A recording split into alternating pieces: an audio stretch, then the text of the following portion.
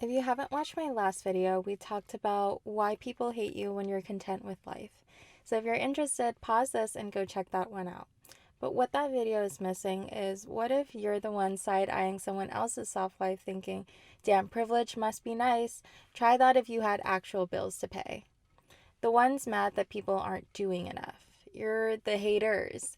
I know you might flinch at that word, but if you do, know that it might be because it hits a little too close to home. And before you click out of my video in rage, you're not a bad person or even wrong for thinking that way. I know because I've been in your position before. Until this one girl said something to me that cracked open my whole entire identity. You don't get it because you grew up poor. And she was right. So let me tell you the full story. Whether you're driving, curled up in bed, or just floating through your day, welcome in. This is the Full Spread Podcast, a space where we stir the pot and try to serve up something nourishing for the soul. I'm Mabel, and today's dish is being the hustler and the hater. We're unpacking what it means to watch someone waste away their potential and how peace is usually a privilege, but that doesn't mean it can't also be your right too. So grab your drink, take a deep breath, and let's try to plate this one up. So, about my ex-best friend.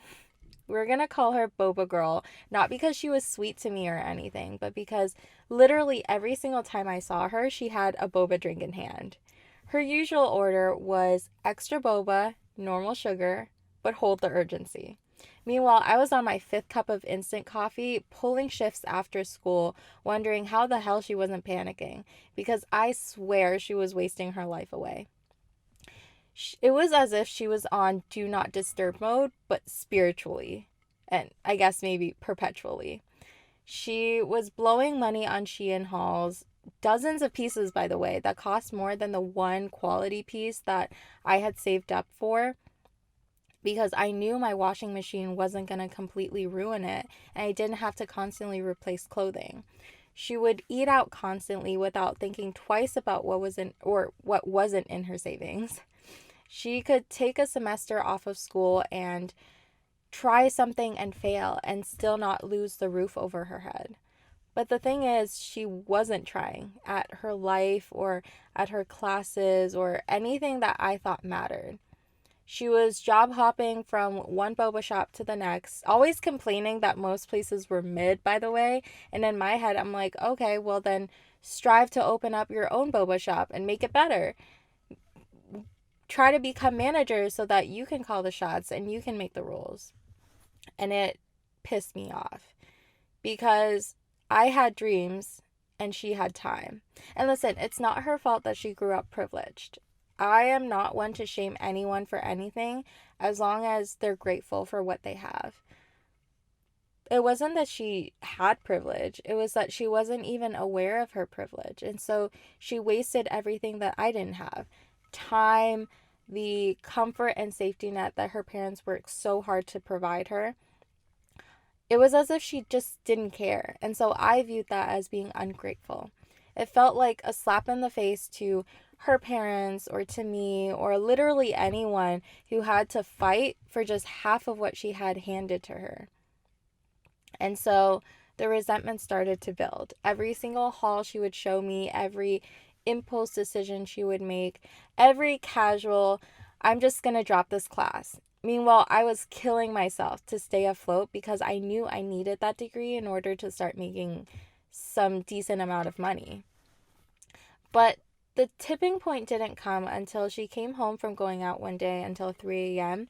and her dad pulled her aside and said, you can't keep spending money like this. I'm probably going to have to start charging you rent so that you learn financial responsibility. And this girl really said, then charge me, knowing damn well she couldn't even afford a light bulb. And listen, it took everything in me not to say something because every single bone in my body agreed with her dad. But I did anyways. And I wasn't mean or yelling or anything. It wasn't like a full-blown argument. But I also didn't sugarcoat. And so she didn't get back to me right away, but I found out through a mutual later that she had brought that entire conversation, screenshot by screenshot, elsewhere, and said behind my back, she doesn't get it because she grew up poor. That line had me spiraling. At first, I was furious. Like, you don't get it because you were never poor. Like, you don't get to reduce everything that I've worked hard for down to just trauma. I should be praised for my work ethic, not dismissed as some background sob story that you can pity. But the more that I sat with it, the more I realized that I needed to hear that in order to understand what was going on inside of me. Because I didn't get it. Not her version of life, at least. Because to her, not having privilege meant not getting an allowance in high school. But to me, it meant lying to my friends about being too busy to hang out when really I just couldn't afford to go. Her normal was freedom to live life without fear of falling. My normal was hustling without that safety net and just to survive. And so, of course, I judge her for not doing the same because I never knew that there was an option not to.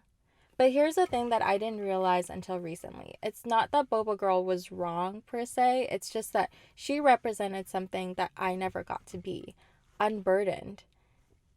I wasn't mad that she wasn't doing anything. I was just mad that if I had her safety net, I would have done everything.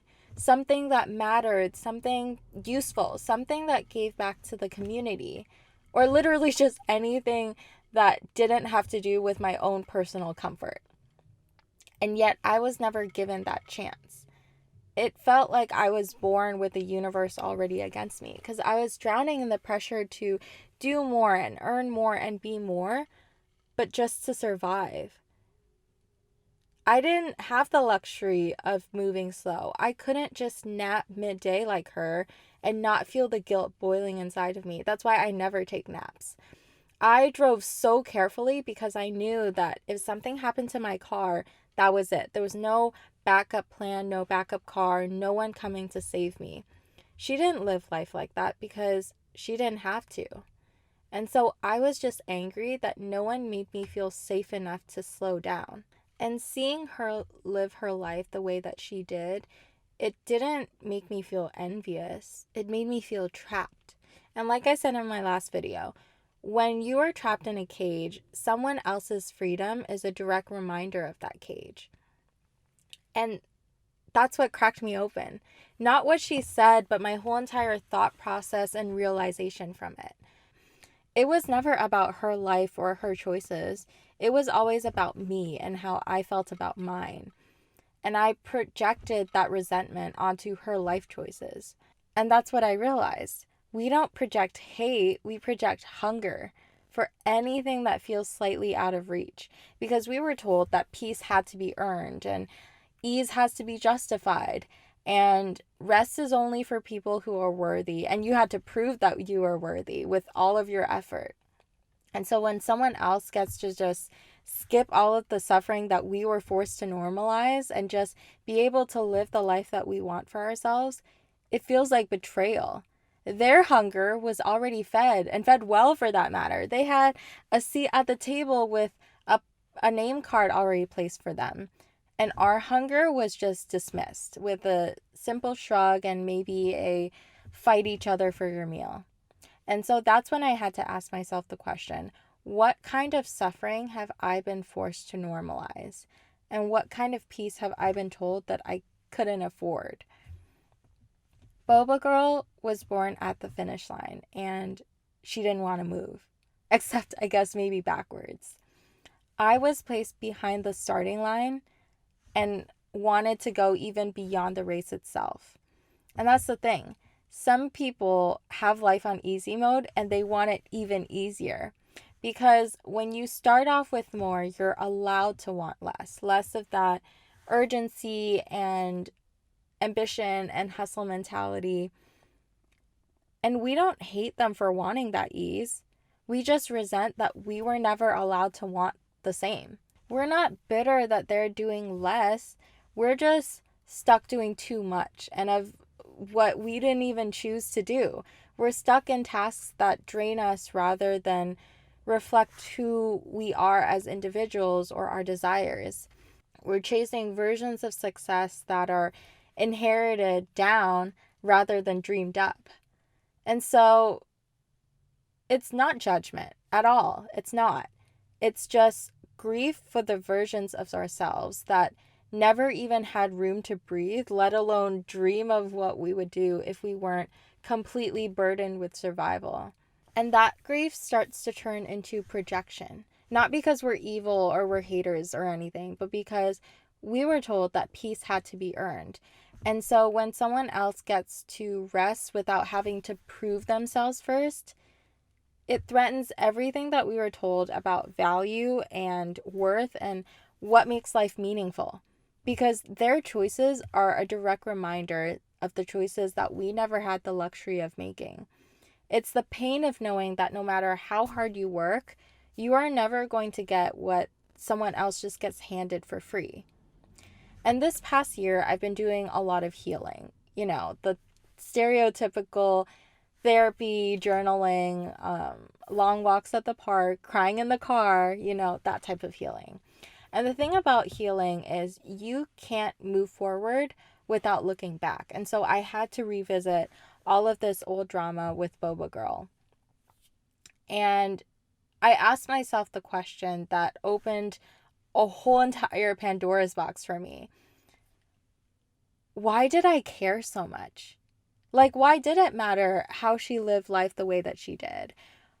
And why doesn't it bother me now? And the answer that I got was very ugly and very uncomfortable, to say the least, but it was honest because I didn't want the life that she had. Truthfully, she didn't even have a quarter of everything that I wanted for myself. I didn't want her to want what I wanted because it would help her, but because it would validate me. And like I said in my past video, people need you to perform in a way that justifies their insecurities. I thought I was being honest about having high standards, but in reality, my insecurity was never having enough. And so the survival instinct of constantly chasing enough, I made that into my whole entire personality. I made hustle into my morality. And so when someone else doesn't live up to that, when she could just not chase anything at all, it triggers everything inside of me that didn't heal yet. It felt like she was attacking my entire identity. I needed her to say, "You're right, this isn't enough. I need to be more and earn more." Because if she said that, it would mean all of the hard work that I had done up until now, all the times that I chose work instead of rest, it would mean that it was worth it. But if she was right instead, if rest didn't mean laziness and peace wasn't wasted potential, it would mean that maybe my hustle wasn't admirable or ambition at all. Maybe I hadn't been grinding towards a legacy, but rather just trying not to fall apart out of fear. And that's projection. We dress it up in prettier language and call it concern. And I genuinely thought I wanted what was best for her.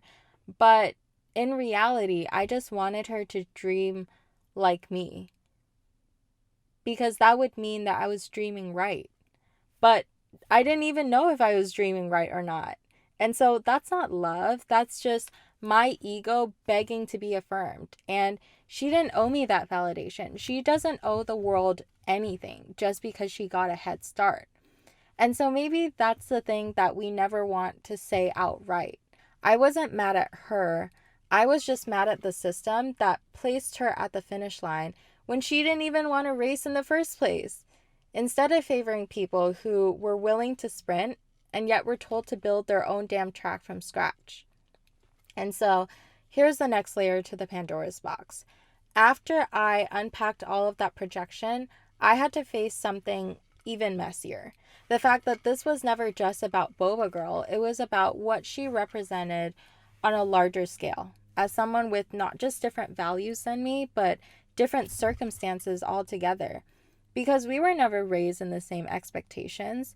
She could work at a boba shop for the rest of her life if she wanted to, because her salary would cover the few expenses that she had. If I loved boba, I needed a solid business plan. I need a side hustle to fund doing what I love. I need a good savings cushion for a rainy day in case I failed. Because I have been soaked in the rain before, and so you best bet that I am terrified of getting drenched again. I read somewhere that said, burnout isn't doing too much, but doing too little of what fuels you. And that is exactly what privilege is. You are allowed to choose to do what fuels you. You don't have to do anything in order to just survive. You can just simply exist. So let's talk about privilege. She had it and I didn't. And so her life choices, her freedom to make life choices, made me bitter. But once you realize that we hate because we project, then we can get to the juicier question. Well, then why do we project? Because that's when we can stop criticizing individuals and start pointing our fingers at the systems that create those disparities in the first place. Because we love to say things like, if I had what she had, then I'd be unstoppable. The things that I would do with money, right? Maybe you said it, maybe you haven't, but I know I definitely have. But here's the uncomfortable truth. No, you wouldn't. That's not how privilege works. It doesn't just come with a set of IKEA furniture instructions. And even if your parents handed you the instruction manual, you probably wouldn't even know how to crack it and navigate it because you've never been through it before. There's no button that just automatically turns your inheritance into a blueprint of ambition, because not everyone is wired like that.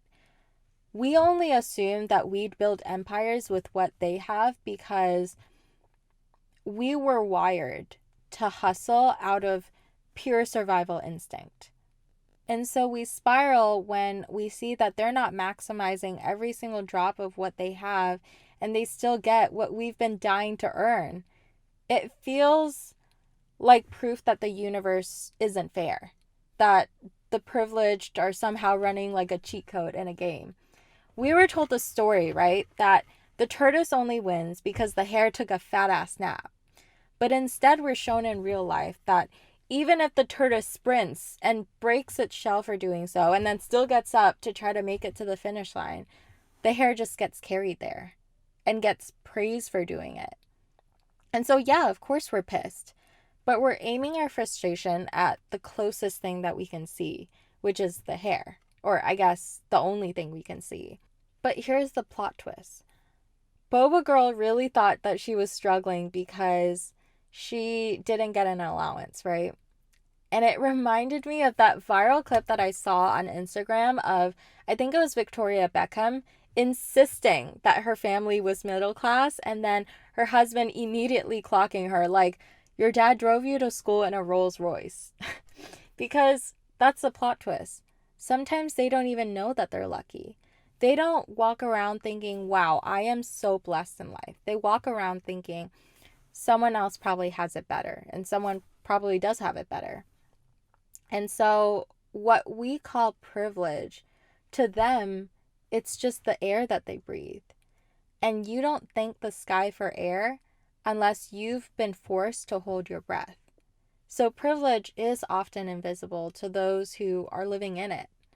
You give a girl generational wealth and a really pretty Pinterest apartment, and she starts a jewelry business maybe like once in a blue moon when Mercury's in retrograde. And then suddenly the next day you see her on Forbes 30 under 30. Yeah, that it pisses us off. But here's the thing. It's not her fault that she got a head start. Just like it's not yours that you didn't. And I'm going to be honest, this part is like the most messiest part out of all of this. On one hand, it feels morally true to say, well, if someone is born into wealth and connections and social networks, then shouldn't they use that platform to try to build something worthwhile and something that gives back to the community or honors what they have? Maybe, I sure think so. But how do you honor something when you don't even know you have it? Not everyone who rests is lazy. Some people, like I said, just weren't burdened with survival like the rest of us. And what I had to learn was just because I would have done something with what they have doesn't mean that they have to. It's okay to wish that they try harder, But what's not okay is trying to weaponize that wish into judgment. I know I've talked a lot about financial privilege, but that was because my resentment towards Boba Girl specifically was rooted in money. But what I want to make clear in this section of the video is don't hate on people with privilege, because everyone has it, just different kinds and to different degrees. Maybe they have money, but you have conventional looks, and so you have pretty privilege. Maybe they have a lot of high social standing connections, but you have a loving and supportive community, no matter how small. You have the clarity of purpose. Privilege isn't this like organized hierarchy or ladder. It's a very complex web. And so instead of trying to climb over each other in order to reach some moral high ground that doesn't even exist, I feel like it's so much more beneficial to recognize what kind of privilege you have and how to utilize it to build yourself a life that allows you more ease. And most importantly, how to cultivate kindness and compassion for those who might be lacking what you're gifted with. And I think we all kind of need that trait in today's world where everything is so heavy and literally everyone is pitted against each other. I think we should have compassion for each other, because this is not a person-to-person beef. This is a system-to-system tension. The system that they grew up in, generational safety, and the one that we grew up in, generational survival. It's two completely different languages that I don't think we ever bother translating. But I think it's about time that we do, because here's where it gets personal. Hustle culture did not grow out of nowhere. It is a direct effect of growing up in the system where survival was never guaranteed. And the belief that struggle is the price that you have to pay in order to be free. And that is the lie that we have to kill if we ever want to heal. So let's just take a second and let's zoom out for a second, right? We keep aiming our rage at individuals when really it should be at the systems that are teaching us to compare ourselves in the first place. The ones that didn't come with a trust fund or time to find yourself. We don't hustle in order to succeed. We hustle to be safe and to be respected. We are chasing versions of success in hopes that the system might finally favor us, without even knowing if that's the meaning that we want for ourselves. And so it's no wonder that hustle culture took root in us so deeply, because it was never just an inspirational choice. It was a coping mechanism as the only family heirloom that we ever inherited. And because that grind was often so tiresome and oftentimes unappreciated, we tried to make it beautiful.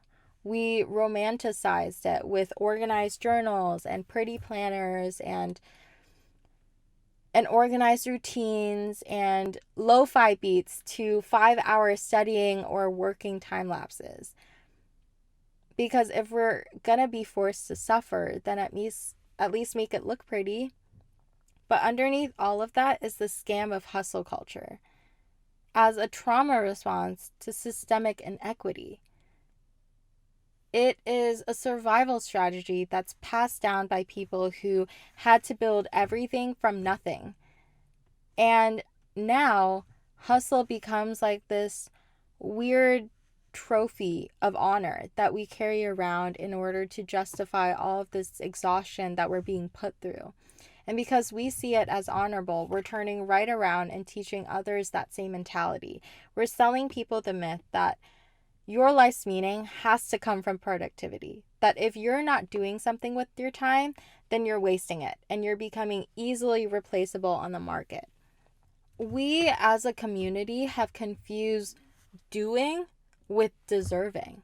Our motivation doesn't come from a place of joy. It comes from a place of fear that if we ever stop, then we're going to lose everything that we've barely worked for, because our survival was never guaranteed. It's not just about working hard anymore. It's about tying your worth to how hard you can work. And then someone in your social circle, not just like some celebrity or some Nepo baby, but someone who looks close enough to you to remind you of yourself. When they are born with a little bit more cushion and they live life just a little bit differently. Maybe it's the coworker that never had to split rent, or your friend that doesn't have to work but still gets praised for trying anyways. When they have that, when they have what you are dreaming of and they just walk away from that dream entirely, it feels as though they're playing with a safety net that they don't even see. Meanwhile, you are free falling, plummeting to your death. But maybe it's not their job to fall with us. Maybe it's our responsibility to learn how to land safely, to redefine our success in a way that doesn't require total suffering. And I know it's unfair. If there is anything that you take away from this video, I want it to be that I felt that unfairness with Boba Girl. But I chose peace because personal bitterness isn't going to fix systemic imbalance. I know that unjust systems exist and you can't choose which system you're born into. And I know that hustle culture might have started out of survival, but it's slowly becoming a system too. And you still have the choice to respond in action. And I know you might say, well, hustle culture is all about escaping that life, right? Shouldn't it be good? And you'd be semi-right, because if hustle culture is only about that, then why do the people who have made it live as though they've never left? They hustle as though they've never left. Why are we still getting mad at the people who have chosen to stop? Because maybe the poverty ended, but the mindset didn't. And I want to take this moment to segue into giving a shout out to all of those hardworking Asian parents out there who are still living life in survival mode. And you think that once they've made it, right? Once life is a little bit more comfortable, they have all the bills paid, that they'd relax a little. But they don't. Even when you can pay for their entire retirement, they still choose the cheapest option. They still flinch at spending money on themselves, and they still hoard everything they can. And I get it now, because when you are living your whole entire life in survival mode, it doesn't feel safe to rest, even when it is safe. And that mindset gets passed down too, just in a different form. We still inherit that pressure, not wanting to be seen as wasteful or lazy. And so when we do have options, we don't feel like we deserve to take them. And hustle culture only tightens that grip on us. But the people who didn't have to jump through those hoops, they're not the villains. They're just free. And that is the truth that we would rather attack than to accept. But what if we tried to reframe that in a positive way? That if they were free, then maybe we can be too. We can ask ourselves at least the questions, well, do I even enjoy this grind? Is this even the hustle that I want for myself? Or am I still inheriting the pressure from a system that I have long outgrown? And yeah, maybe you'll still choose to hustle, but at least it'll be your choice and not based on your past or your trauma or your guilt. And when you get that freedom, you can finally start being proud of your work ethic without having to shame anyone whose life doesn't look like yours. I wanted to build something, whereas Boba Girl, she wanted to enjoy something. And yeah, maybe not everything in life brought her that joy, but her want of joy was completely valid. We were both valid. Some people just don't want what you want, or they don't need to sacrifice what you are willing to sacrifice in order to feel fulfilled. And the older that I get, the more that I understand that. The fact that that's the thing about fulfillment. It silences your need to control other people. The way that I see it is no one in life is just handed a perfectly paved path. In fact, Joseph Campbell said this quote that I really like. He said, If the path before you is clear, you are probably on someone else's. And that hit me because the journey that is meant for you is supposed to be messy and confusing and feel uncertain. And because that road is so scary, we often want others to walk that road with us so that it feels less uncertain and scary. And when they don't, we take it personal. Not because their path is wrong, but just because we don't want to walk ours alone. But we are all meant to walk wildly different paths depending on what we grew up with and what we want from life. Some roads lead to mountaintops or meadows, or some just lead to unknown places still. Some are lined with dirt, some with gravel, some are already paved, some are lined with thorns. What matters isn't what path you chose, but what matters is if you ask yourself the questions, number one, did I choose this path for myself or is it someone else's choice? Number two, am I walking this with intention? Am I making the most of the ground beneath me? And number three, am I okay with the work that it takes to make it to the end of this road?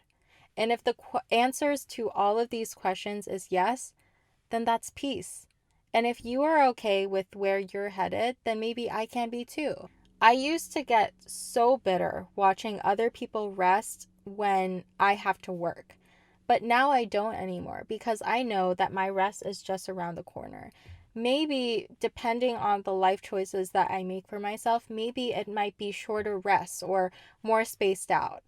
But I know that it's worth it for what I'm grinding towards because I chose it for myself. I took the time and effort it had to take in order to think out all of this and make sure that what I'm doing is worth my time. What I'm doing is truly what I want from life. I'm just in a different position than them. I have more to earn and more to lose. And I'm not mad at that. I just have different time, different resources, and different paths. Truth is, a lot of us are still learning how to stop running, myself included. We cannot sit still without grabbing a pen to make a checklist of things to do. And so when we finally reach stability, a safe place to live, or a good paying job that pays your bills, we start to panic because who are we without all of this struggle? That was our whole entire identity. But part of healing is reminding your nervous system that it's okay to rest now. And of course, you don't have to feel that peace overnight because healing takes time. But what matters is the first step. Ask yourself the question, number one, what would I do if I knew that I was truly safe at where I am right now? And number two, what kind of soft life do I have access to that younger me couldn't afford, that I think I can't afford right now? And also, don't you think that this is me throwing away my past? No. Survival built who I am today. I am who I am because of all of the struggles that I have been through. And just because I'm not letting my past define who I am right now doesn't mean I'm letting go of all the lessons that it taught me, but I'm letting softness shape who I am right now. I'm currently in my soft girl era, if you will. Like, if it's not an organ transplant, it'll still be there tomorrow after my rest. And if you're in your soft girl era too, live it. You're lucky that you're here. And if you're still crawling towards that space, keep crawling. But no matter what life stage you're in, do not let velocity define your value. Because the real flex of life isn't about achieving more, it's about feeling more like yourself and allowing the environment around you to reflect that. As for Boba Girl, she never opened up her own boba shop. But I stopped being bitter at that because I opened up something better for myself. I opened up my own personal peace. She never owed me a business plan, but I didn't need that anymore. I don't need that validation anymore. And that's the full circle moment of my last video. I'm not going to lie, I still don't agree with the way that she lives her life. I do think that she's living below her potential, that she could do something more with her life to honor her parents that got her here in the first place. But that's not my problem to fix anymore. My peace doesn't come from needing to turn disagreement into agreement in order to feel unbothered, in order to feel fulfilled. And that's the thing, because when you're fulfilled, you stop obsessing over how other people spend their time. Boba Girl once said, "You don't get it because you grew up poor." And she was right, I didn't get it. But now I do.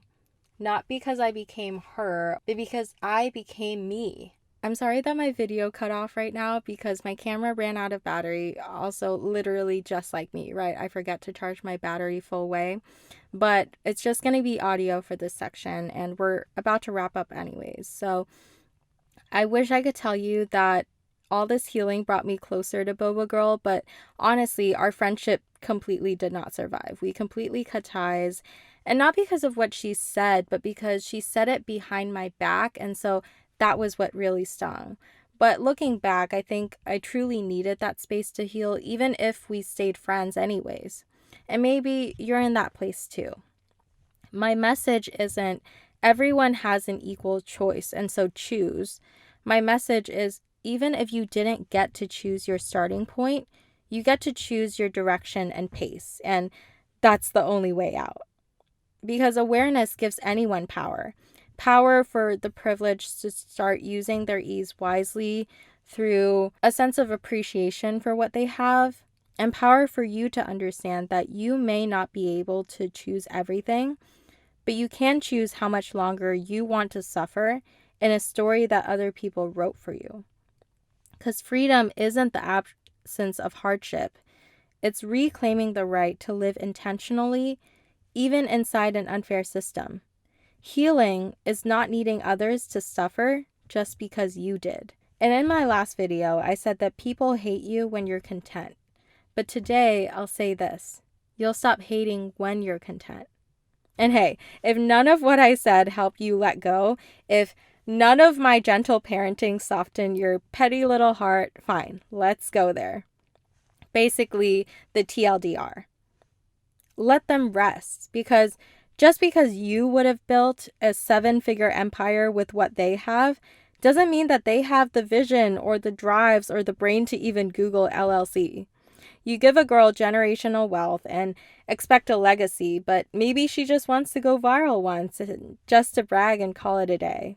Honey, just toss her a ring light, spoon feed her the caption, and pray that her bland-ass personality hits the algorithm. And if it flops, just let her rest in peace and let you rest in yours. Okay, my camera battery died and my matcha ice is melting, so hopefully your bitterness is melting too. So that's my cue. Comment what you think, or don't, I guess. Just maybe take a nap, because that counts too. And I'll see you again soon. Bye, loves.